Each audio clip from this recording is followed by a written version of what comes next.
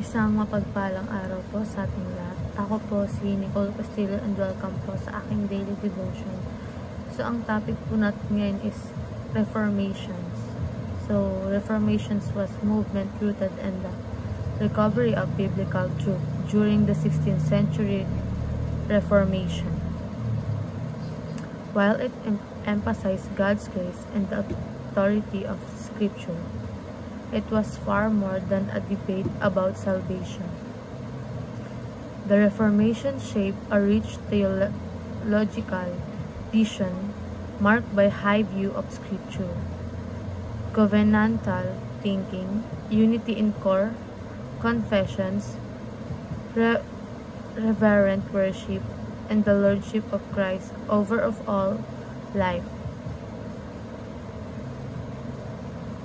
It influenced how we understand God, the church, the world, and our purpose.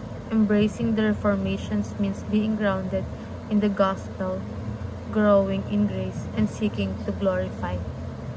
So, ayon po sa Acts chapter 17 verse 11, now the Berean Jews were more noble character than those in Thessalonica, for they received the message with great eagerness and examined the scripture every day to see if what Paul said was true. So, dumako naman po tayo sa katuruan. Reformations is about the return to the Bible. So, ibig sabihin, ang Reformations ay pagbabalik sa tunay na pinagmulan ng pananampalataya. So, ang salita ng Diyos, hindi to nakabasa sa traditions o gawa ng tao, kundi sa kalooban ng Biblia. Next is, Reformations is about Gospel of Grace.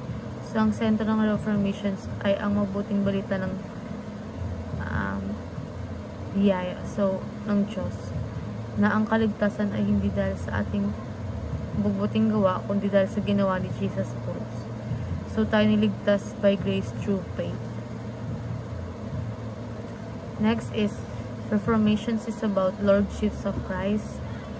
So, ang Reformations ay tungkol din sa pagkakalalam na si Kristo lamang ang Panginoon.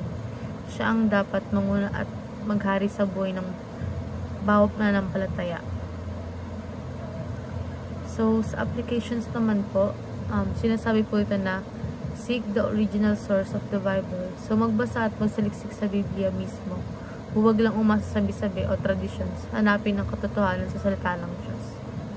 Next is share the gospel of God's grace. So, ibahagi sa iba ang kaligtasan. So, biyaya ng Diyos. Hindi binibili o kinikita. Ikwento ang ginawa ni Jesus para sa lahat. Next is surrender all under the Lordship of Christ. So, ayun lang po. Maraming salamat.